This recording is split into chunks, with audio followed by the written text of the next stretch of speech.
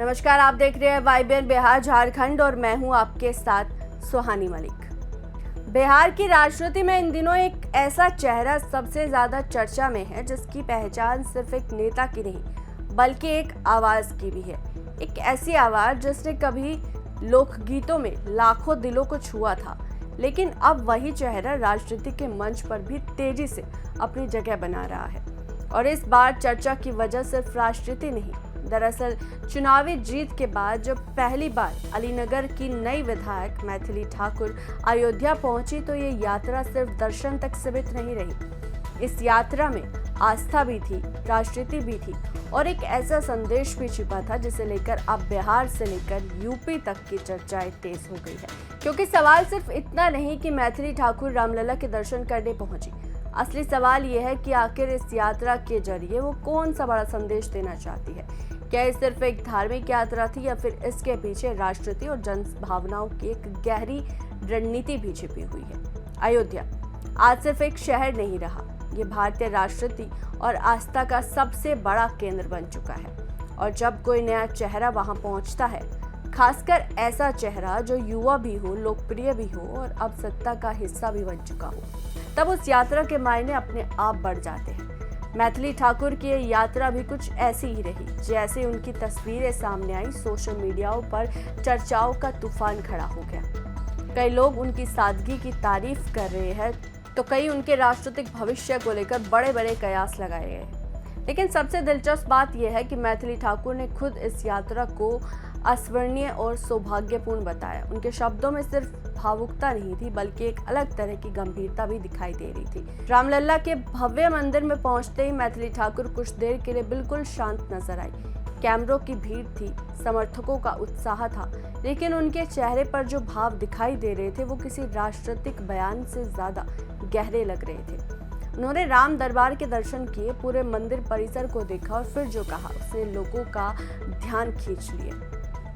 मैथिली ने कहा, इस अनुभव को शब्दों में बयां करना मुश्किल है। ये सिर्फ दर्शन नहीं बल्कि एक दिव्य एहसास है। अब यहाँ कहानी और दिलचस्प हो जाती है क्योंकि मैथिली ठाकुर की पहचान सिर्फ बीजेपी विधायक के रूप में नहीं, उनकी सबसे बड़ी ताकत उनकी सांस्कृतिक छवि रही है।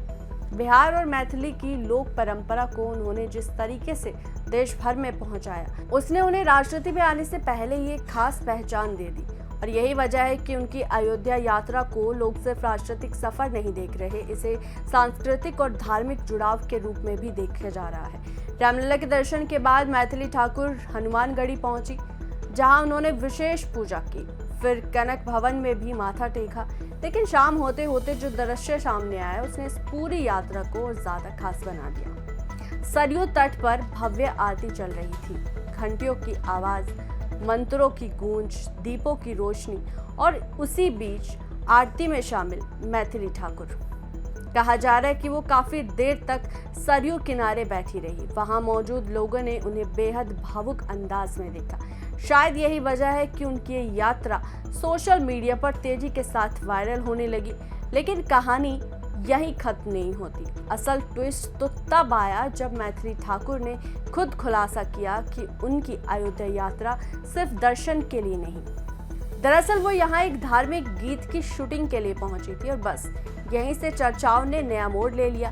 अब सवाल उठने लगे कि क्या मैथिली ठाकुर राजनीति और सांस्कृतिक पहचान को एक साथ आगे बढ़ाने की तैयारी में है। क्या वो खुद को सिर्फ नेता नहीं बल्कि एक सांस्कृतिक चेहरा बनाकर पेश करना चाहती है। सूत्रों की माने तो अयोध्या के कई पवित्र स्थानों पर इस धार्मिक गीत की शूटिंग की जा रही है। सरयू घाट, राम मंदिर परिसर के आसपास के इलाके और कई ऐतिहासिक स्थान इसके हिस्से में बताए जा रहे हैं। दिलचस्प बात यह है कि मैथिली ठाकुर की आवाज पहले से ही भक्ति गीतों के लिए बेहद लोकप्रिय है।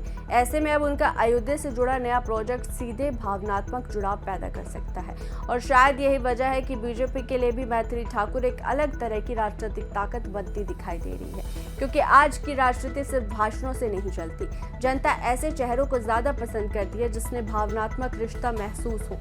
और मैथिली ठाकुर की सबसे बड़ी ताकत यही है कि वो जब बोलती है तो उनकी भाषा में लोक संस्कृति की मिठास दिखाई देती है। जब गाती है तो लोग खुद को उससे जुड़ा हुआ महसूस करते हैं। और जब वही चेहरा अब राजनीति में एक्टिव है तो उसका असर अलग अलग तरीके से दिखना तय माना जा रहा है। लेकिन सबसे बड़ा सवाल अभी भी बाकी है, क्या मैथिली ठाकुर सिर्फ एक लोकप्रिय चेहरा बनकर रह जाएगी या फिर बिहार की राजनीति में लंबी पारी खेलने की तैयारी कर चुकी है? क्योंकि जिस तरीके से उनकी छवि तैयार हो रही है उससे साफ संकेत मिल रहे हैं कि पार्टी उन्हें सिर्फ एक विधायक के तौर पर नहीं देख रही और शायद यही कारण है कि उनकी हर गतिविधि अब खबर बनती जा रही है। अलीनगर में चुनाव जीतने के बाद मैथिली ठाकुर लगातार अपने क्षेत्र में एक्टिव नजर आई। उन्होंने खुद कहा कि जब उनकी जिम्मेदारी पहले से कई ज्यादा बड़ी हो गई है। उन्होंने ये भी कहा कि जनता ने उन्हें सिर्फ जिताकर विधानसभा नहीं भेजा बल्कि भरोसा भी दिया है और अब वो उस भरोसे पर खरा उतरना चाहती है। लेकिन यहाँ एक और दिलचस्प पहलू सामने आता है। मैथिली ठाकुर ने साफ कहा कि अगर उनका सबसे बड़ा फोकस युवाओं पर रहेगा। मैथिली ठाकुर ने साफ कहा कि अब उनका सबसे बड़ा फोकस युवाओं पर रहेगा, खासकर स्किल डेवलपमेंट पर। ये बयान यूं ही नहीं माना जा रहा। बिहार की राजनीति में बेरोजगारी सबसे बड़ा मुद्दा रही है। लाखों युवा नौकरी और बेहतर अवसर की तलाश में दूसरे राज्य की तरफ जाते हैं। ऐसे में अगर कोई युवा विधायक रोजगार और स्किल डेवलपमेंट की बात करता है तो वो सीधे युवाओं से कनेक्ट करता है। राजनीतिक विशेषज्ञ मानते हैं कि मैथिली ठाकुर की यही रणनीति उन्हें बाकी नेताओं से अलग बना सकती है। एक तरफ उनकी सांस्कृतिक पहचान, दूसरी तरफ धार्मिक जुड़ाव और तीसरी तरफ युवाओं के मुद्दों, यानी कि एक ऐसा मिश्रण जो बिहार की राजनीति में तेजी से असर डाल सकता है। लेकिन राजनीति इतनी आसान नहीं होती, क्योंकि लोकप्रियता और राजनीतिक सफलता दोनों अलग अलग चीजें हैं। जनता गीत सुनकर तालियां जरूर बजाती है, लेकिन वोट देते समय विकास और काम भी देखती है। यही वजह है कि आने वाले समय में मैथिली ठाकुर के सामने सबसे बड़ी चुनौती होगी अपनी छवि को जमीन पर काम के जरिए मजबूत करना। हालांकि फिलहाल उनकी अयोध्या यात्रा ने उन्हें फिर सुर्खियों के केंद्र में ला दिया। सोशल मीडिया पर उनके वीडियोस लगातार वायरल हो रहे हैं। समर्थक इसे आस्था और संस्कृति का संगम बता रहे हैं। वहीं राजनीतिक गलियारों में से बीजेपी की नई रणनीति के रूप में देखा जा रहा है, क्योंकि बीजेपी लंबे समय से ऐसे चेहरों को आगे बढ़ाने की कोशिश करती रही जिनकी पकड़ सिर्फ राजनीति तक सीमित न हो, और मैथिली ठाकुर इस फॉर्मूले में पूरी तरीके से फिट बैठती नजर आ रही है। लेकिन क्या ये लोकप्रियता भविष्य में उन्हें बिहार की बड़ी राजनीति तक ले जाएगी? क्या आने वाले वर्षों में मैथिली सिर्फ विधायक नहीं बल्कि राज्य की बड़ी नेता के तौर पर उभरेगी? क्या उनकी सांस्कृतिक पहचान उन्हें बाकी नेताओं से अलग बढ़त दिलाएगी? और सबसे बड़ा सवाल, क्या अयोध्या से शुरू हुई ये नई यात्रा बिहार की राजनीति में किसी बड़े बदलाव का संकेत है? फिलहाल इन सवालों के जवाब भविष्य के गर्भ में छिपे हैं, लेकिन इतना जरूर है कि मैथिली ठाकुर अब सिर्फ लोक गायिका नहीं रही, वो एक ऐसी राजनीतिक पहचान बनती जा रही है जिसमें संस्कृति भी है, आस्था भी है और महत्वाकांक्षाओं की साफ झलक भी। और शायद यही वजह है कि बिहार की राजनीति अब उन्हें सिर्फ सुन नहीं रही बल्कि बहुत ध्यान से देख भी रही है। तो इस रिपोर्ट को लेकर आपकी क्या राय है, आपको क्या लगता है, वो कमेंट कर जरूर बताएगा। फिलहाल इस रिपोर्ट पे इतना ही। देश और दुनिया की बाकी तमाम खबरों के लिए देखते रहे YBN बिहार झारखंड। नमस्कार।